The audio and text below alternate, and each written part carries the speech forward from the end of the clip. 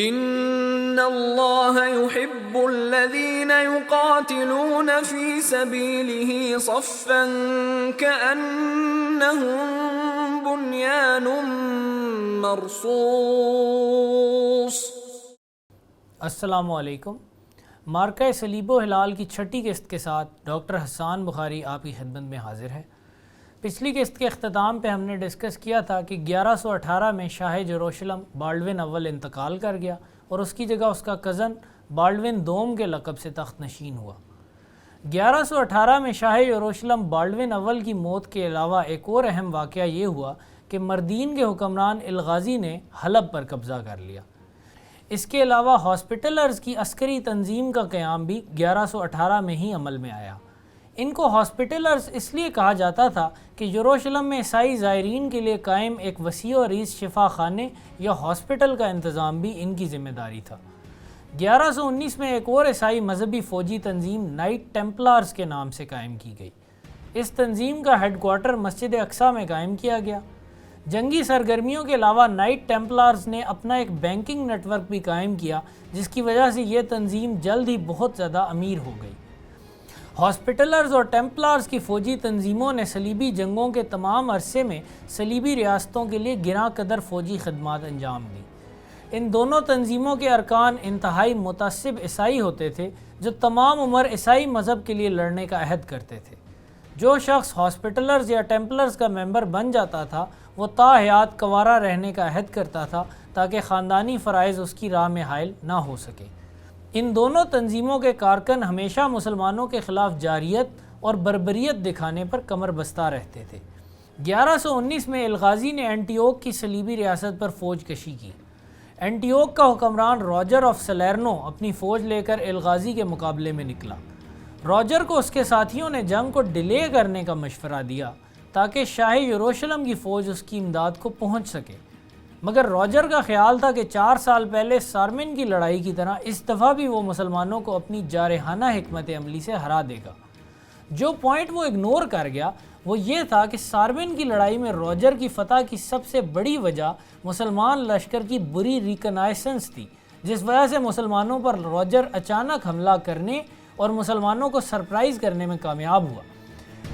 اس دفعہ الغازی مگر بہت چوکنا رہا اور اس نے راجر کی فوج کا تمام احوال اپنے جاسوسوں کے ذریعے پہلے ہی معلوم کر لیا۔ 28 جون 1119 کو سرمدا کے مقام پر جنگ ہوئی جس میں راجر آف سلیرنو کو شکست فاش ہوئی اور وہ خود بھی الغازی کی فوجوں کے ہاتھوں مارا گیا۔ اینٹیوک کی فوج کی شکست کے بعد عین ممکن تھا کہ اینٹیوک کی صلیبی ریاست کا خاتمہ ہو جاتا، مگر صلیبیوں نے اس موقع پر ایک بار پھر اپنے اتحاد کا مظاہرہ کیا اور مل کر اینٹیوک کا دفاع کیا۔ مسلمانوں کی ڈس یونٹی کا اس وقت بھی صلیبیوں کو بہت فائدہ ایسے ہوا کہ تمام صلیبی فوج تو الغازی کو روکنے کے لیے شمالی شام میں چلی گئی اور جنوب کی طرف تمام علاقہ خالی رہ گیا۔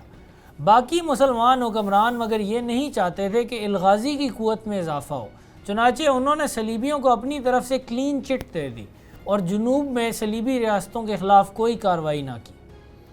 اگر ہم اس دور کی تاریخ کا تجزیہ کریں تو یہ بات سامنے آتی ہے کہ صلیبی اپنے اتحاد کی وجہ سے اپنی بیٹل فیلڈ وکٹریز کا بھرپور فائدہ اٹھا لیتے تھے، مگر مسلمان اپنی جنگی فتوحات سے خاطر خواہ فائدہ نہیں اٹھا سکے، کیونکہ کوئی بھی مسلمان امیر جو صلیبیوں پر فتح پاتا اس کا اپنا ہی کوئی مسلمان رائیول اس کی پیٹھ میں چھرا گھونپ دیتا تھا۔ یہ بات اس وقت کے تمام اہل نظر مسلمان 1119 تک سمجھ چکے تھے کہ کم از کم شام میں مسلمانوں کی ایک متحدہ سلطنت کا قیام ضروری ہے جس کے اقتدار تلے حلب، موصل اور دمشق متحد ہو جائیں۔ مودود کے دور میں ایسا لگتا تھا کہ شاید وہ یہ کام سر انجام دینے میں کامیاب ہو جائے، مگر اس کی ناگہانی موت نے ایک بار پھر مسلمانوں کو انتشار میں دھکیل دیا۔ اس انتشار سے مسلمانوں کو نکالنے کا سہرا عماد الدین زنگی اور اس کے بیٹے نور الدین زنگی کے سر رہا، جن کا تفصیلی تذکرہ آگے آ رہا ہے۔ 25 دسمبر 1123 کو اٹالین ریاست وینس کے نمائندے یروشلم میں آن وارد ہوئے۔ وینس کی ریاست پورے یورپ میں اپنی صنعت و حرفت اور مضبوط بحری قوت کی وجہ سے مشہور تھی۔ وینس کے نمائندوں کا مقصد صلیبی ریاستوں کے ساتھ باہمی اتحاد اور تعاون کا معاہدہ کرنا تھا۔ معاہدے کی روح سے وینس کو صلیبی ریاستوں میں تجارتی مراعات دی گئیں۔ بدلے میں وینس نے اپنی بحریہ کے ذریعے صلیبیوں کی مدد کرنے کا وعدہ کیا۔ اس وقت فلسطین کا تمام ساحل صلیبیوں کے قبضے میں تھا سوائے ٹائر کے شہر کے۔ صلیبی بڑے عرصے سے اس شہر کو فتح کرنا چاہ رہے تھے مگر ان کی کئی کوششیں ناکام ہو چکی تھیں۔ اب وینس کی نیوی کی بدولت ان کو ٹائر فتح کرنے کے امکانات روشن دکھائی دینے لگے۔ 15 فروری 1124 کو صلیبی افواج اور وینس کی نیوی نے ٹائر کا محاصرہ کر لیا۔ مسلمانوں نے بڑی بہادری سے 5 ماہ تک اس لشکر جرار کا مقابلہ کیا مگر صلیبی اپنی عددی برتری کی بنا پر غالب آ گئے اور 7 جولائی 1124 کو انہوں نے ٹائر کا شہر فتح کر لیا۔ ٹائر کی فتح صلیبی ریاستوں کی تاریخ کا ہائی پوائنٹ کنسیڈر ہوتی ہے کیونکہ اس کے بعد صلیبیوں کے زیر تسلط علاقے میں کوئی اضافہ نہ ہوا بلکہ آہستہ آہستہ کمی ہی ہوتی چلی گئی، حتیٰ کہ 1291 میں صلیبیوں کا شام و فلسطین سے مکمل صفایا ہو گیا۔ صلیبی جنگوں کی تاریخ میں کچھ مسلمان لیڈر ایسے آئے جو صحیح معنوں میں صلیبیوں کا نیمیسس کہے جا سکتے ہیں۔ ٹائر پر صلیبی قبضے کے 3 سال بعد 1127 میں ایسا ہی ایک لیڈر موصل کا عطابق بن گیا۔ اس شخص کا نام تھا عماد الدین زنگی۔ عماد الدین نے 1128 میں حلب کو بھی اپنے حلقہ اقتدار میں شامل کر دیا۔ عماد الدین نے اقتدار میں آتے ہی صلیبیوں کی بیخ کنی کو اپنا مقصد حیات بنا لیا۔ وہ ایک زیرک حکمران تھا جو یہ جانتا تھا کہ جب تک شام میں مختلف امیر موجود ہیں اس وقت تک صلیبی ان کو آپس میں لڑوا کر غالب آتے رہیں گے۔ چنانچہ اس نے انتہائی صبر و استقلال کے ساتھ پہلے اپنی قوت کو مستحکم کرنے کا فیصلہ کیا تاکہ مناسب موقع پر صلیبیوں پر کاری ضرب لگائی جا سکے۔ 12 فروری 1128 کو حاکم دمشق تغتگین کا انتقال ہو گیا۔ اس کا جانشین اس کا بیٹا تاج الملک بری بنا جس نے دمشق کی ریاست میں موجود حشیشین کے خلاف کارروائیاں شروع کر دیں۔ حشیشین نے شاہ یروشلم بالڈون دوم سے مدد کی درخواست کی جس نے نومبر 1129 میں دمشق پر حملہ کر دیا۔ یہ حملہ بری طرح ناکام رہا اور بالڈون دوم کو بھاری نقصان اٹھانا پڑا۔ 1131 کی ایک تاریک رات کو عراق کے شہر تکریت کا گورنر اپنے قلعے میں محو خواب تھا کہ اس کو ملازمین نے جگا دیا۔ انہوں نے گورنر کو بتایا کہ باہر ایک شخص اپنے چند ساتھیوں کے ہمراہ کھڑا ہے اور قلعے میں پناہ چاہتا ہے۔ گورنر اس نووارد سے ملا تو اس کو معلوم ہوا کہ یہ شخص تو موصل کا گورنر عماد الدین زنگی ہے جو اپنے دشمنوں سے بغداد کے قریب ایک جنگ میں شکست کھا کر نکلا ہے۔ اس وقت بغداد میں خلیفہ بغداد اور اس کے وزراء کے درمیان خانہ جنگی چل رہی تھی۔ اس خانہ جنگی میں عماد الدین زنگی جس سائیڈ پر تھا اس سائیڈ کو شکست فاش ہوئی۔ تکریت کا گورنر یہ بات جانتا تھا کہ اگر ابھی اس نے ہارے ہوئے عماد الدین زنگی کو پناہ دی تو اس کا کیریئر اور اس کی زندگی داؤ پر لگ جائے گی، جبکہ اگر وہ اس وقت عماد الدین کو گرفتار کر لے تو اس پر انعام و اکرام کی بارش ہو سکتی ہے۔ گورنر مگر یہ بھی جانتا تھا کہ اس وقت شام اور عراق میں عماد الدین زنگی ہی وہ واحد حکمران ہے جو صلیبیوں کے خلاف جہاد کا عہد کیے ہوئے ہے، اور اگر اس وقت اس کو گرفتار یا قتل کر دیا گیا تو سب سے زیادہ فائدہ صلیبیوں کو ہی ہوگا۔ چنانچہ اس نے اپنی ذات پر اسلام کے مفاد کو ترجیح دی اور عماد الدین کو نہ صرف پناہ دی بلکہ اس کو خود دریائے دجلہ پار کرایا۔ عماد الدین اس گورنر کا احسان کبھی بھولا نہیں۔ اس گورنر کا نام نجم الدین ایوب تھا مگر تاریخ میں یہ اپنے ہونہار بیٹے کی وجہ سے زیادہ مشہور ہے جس کو ساری دنیا آج صلاح الدین ایوبی کے نام سے جانتی ہے۔ 1131 میں ایک اور اہم واقعہ یہ ہوا کہ 21 اگست 1131 کو شاہ بالڈون دوم انتقال کر گیا۔ بالڈون دوم کا کوئی بیٹا نہ تھا، چنانچہ اس کی جگہ اس کا داماد فولک آف آنجو شاہ یروشلم بن گیا۔ اسی سال حاکم ایڈیسا جوسلن آف کوٹنے بھی انتقال کر گیا۔ اس کی جگہ اس کا بیٹا جوسلن دوم کے لقب سے حاکم ایڈیسا بن گیا۔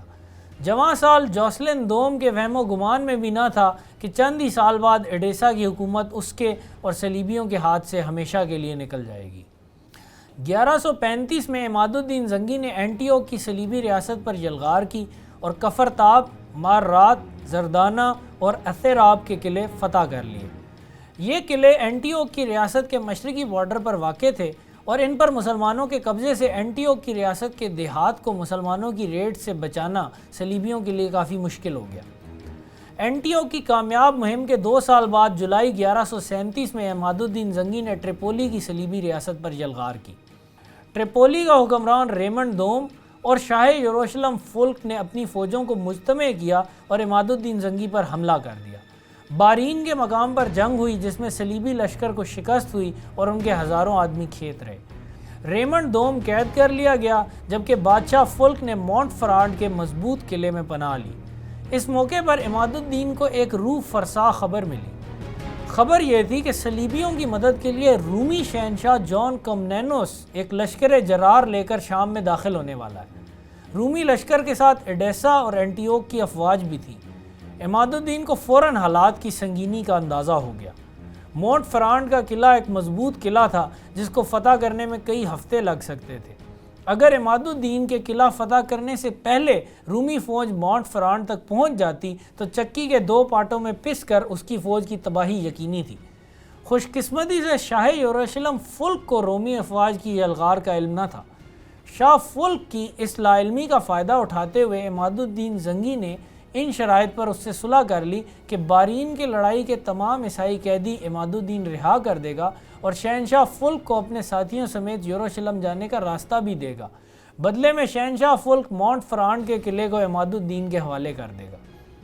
1137 اور 1138 کے سالوں میں رومی فوج شام میں موجود رہی مگر عماد الدین کو شکست دینے میں ناکام رہی۔ 1138 میں رومی شہنشاہ جان کومنینوس نے حلب اور شیزر کے شہروں پر حملے کیے مگر دونوں حملے ناکام ہو گئے۔ اکثر تاریخ دانوں نے اس ناکامی کی ذمہ داری اس کے صلیبی اتحادیوں پر ڈالی ہے۔ ایڈیسا اور اینٹیوک کی شمالی صلیبی ریاستوں کے حکمران خاص طور پر اس خوف میں مبتلا تھے کہ اگر رومی فوج فتح یاب ہوئی تو شمالی شام کا سارا علاقہ رومیوں کے زیر اثر آ جائے گا، جس کے بعد ان کا اپنا اقتدار بھی خطرے میں پڑ جائے گا۔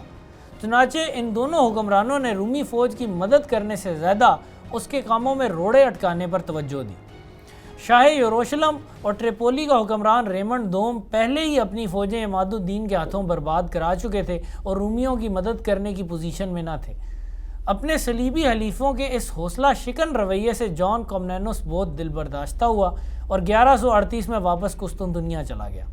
پہلی صلیبی جنگ کے بعد جو بد اعتمادی کی فضا صلیبیوں اور رومیوں کے درمیان پیدا ہوئی تھی وہ اور بھی گہری ہو گئی۔ رومیوں اور صلیبیوں کے درمیان اس بد اعتمادی اور نفرت نے بعد میں صلیبی جنگوں کی تاریخ پر انتہائی اہم اثرات مرتب کیے۔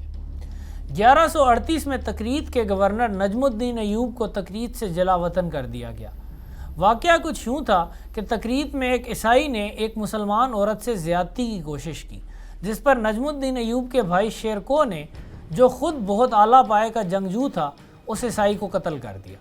مقتول عیسائی ایک بہت اثر و رسوخ رکھنے والے امیر کا مصاحب تھا اور اس امیر نے نجم الدین ایوب اور اس کے خاندان کو جلا وطن کروا دیا۔ جس رات ایوب اور اس کی فیملی تکریت سے نکلنے کی تیاری کر رہے تھے، اس رات کو ایوب کا ایک بیٹا پیدا ہوا جس کا نام یوسف رکھا گیا۔ بعد میں یہ لڑکا صلاح الدین ایوبی کے نام سے معروف ہوا۔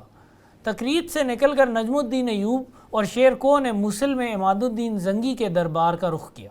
عماد الدین زنگی نے اپنے محسن کا بہت اکرام کیا اور دونوں بھائیوں کو اپنی فوج میں اعلیٰ عہدوں پر فائز کر دیا۔